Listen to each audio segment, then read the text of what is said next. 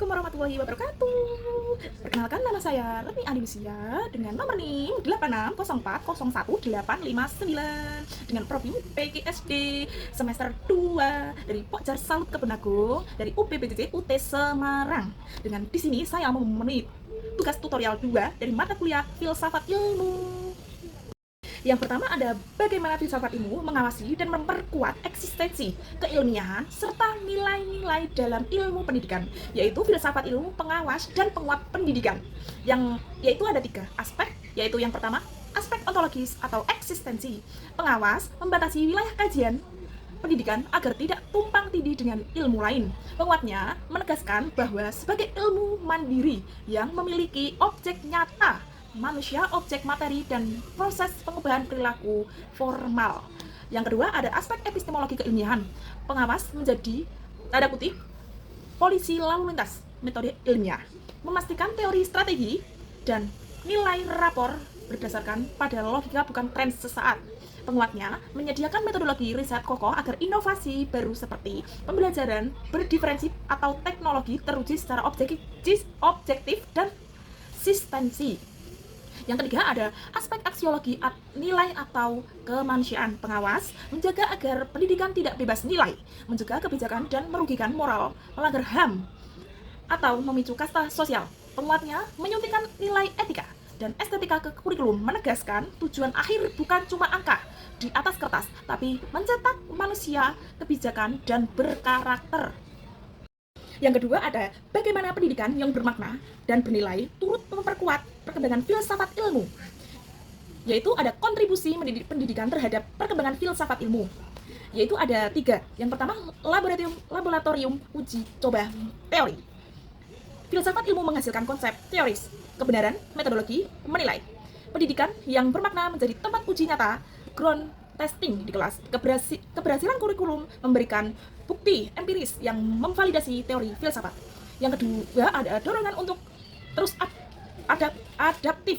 Pendidikan selalu berhadapan dengan dinamika zaman, misalnya pergeseran moral. Tentang praktis di sekolah ini memaksa para pemikir filsafat untuk merumuskan ulang batasan ilmu agar tetap relevan. Yang ketiga ada melahirkan pemikir kritis baru, yaitu pendidikan yang bernilai fokus pada pengembangan nalar bukan hafalan. Proses ini mencetak generasi ilmuwan masa depan yang akan kembali ke dunia akademik untuk mengkritik dan memperluas cakrawala filsafat ilmu. Yang keempat ada menjaga filsafat ilmu tetap membumi atau humanis, mencegah filsafat ilmu terjebak dalam perdebatan teori yang jauh dari realitas. Melalui praktik pendidikan berbasis nilai aksiologi filsafat ilmu diingatkan bahwa tujuan akhir ilmu demi kesejahteraan manusia. Yang ketiga ada mengapa filsafat ilmu dapat disebut sebagai pisau analisis, ontologi, epistemologi, dan aksiologi dalam membedah persoalan pendidikan, yaitu filsafat ilmu sebagai pisau analisis pendidikan, yaitu ada ontologi membedah apa hakikatnya, yaitu ada 3 fungsi, cara, dan contoh. Yang ada fungsinya menguliti akar masalah, pembatasan, dan objek nyata dalam pendidikan. Cara kerjanya mempertanyakan esensi dasar program atau kebijakan. Contoh kasus saat kurikulum berubah, ontologi bertanya, apakah siswa dianggap sebagai kertas kosong yang harus diisi atau benih yang harus ditumbuhkan. Yang kedua ada epistemologi, membedah bagaimana prosesnya, yaitu ada 3 fungsi, menguji keabsahan, asal usul, dan metodologi pembelajaran. Yang kedua ada cara kerjanya, mempertanyakan jalan atau sistem yang digunakan guru atau sekolah. Yang ketiga ada contoh kasusnya saat literasi siswa rendah. Epistemologi bertanya bagaimana metodologi mengajar, apakah strategi sudah logis, ilmiah, dan sesuai perkembangan kognitif anak. Yang ketiga ada membedah untuk apa nilainya, yaitu ada fungsi, cara kerja, dan contoh kasusnya. Fungsinya menguji nilai etika, moral, dan dampak dari kebijakan pendidikan. Cara kerjanya mempertanyakan asas manfaat dan moral hasil belajar. Yang ketiga ada contoh kasus saat sekolah hanya mengejar nilai rapor tinggi. Aksiologi bertanya, apakah angka ini bermanfaat bagi masa depan moral anak atau justru memicu budaya mencontek. Yang keempat ada contoh konkret penerapan filsafat ilmu dalam praktek pendidikan, misalnya dalam kebijakan kurikulum atau proses pembelajaran. Contoh konkret penerapan filsafat ilmu dalam pendidikan yaitu 1. Dalam kebijakan sistem zonasi sekolah, analisis, aksiologi, atau nilai keadilan. Pendidikan harus berkeadilan sosial, tidak boleh menciptakan kasta atau diskriminasi dalam tanda kutip sekolah favorit.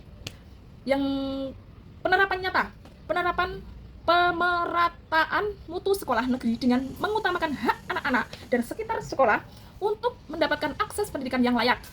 2.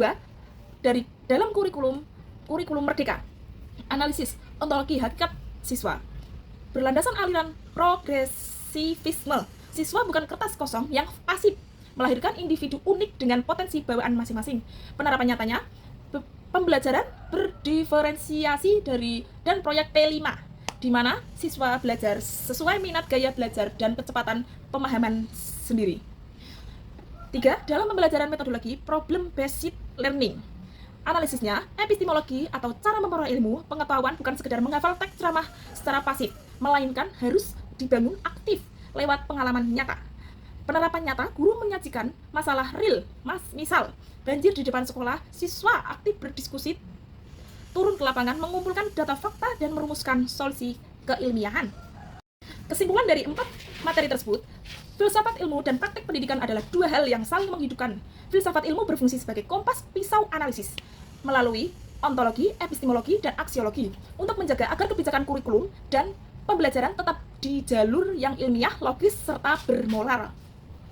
Sebaliknya, praktek pendidikan yang nyata bertindak sebagai laboratorium yang menguji, memperbarui, dan menjaga teori filsafat ilmu relevan serta membumi demi kesejahteraan manusia. Tanpa filsafat ilmu, pendidikan kehilangan arah ilmiahnya. Tanpa praktik pendidikan, filsafat ilmu hanya menjadi teori mati. Terima kasih. Wassalamualaikum warahmatullahi wabarakatuh.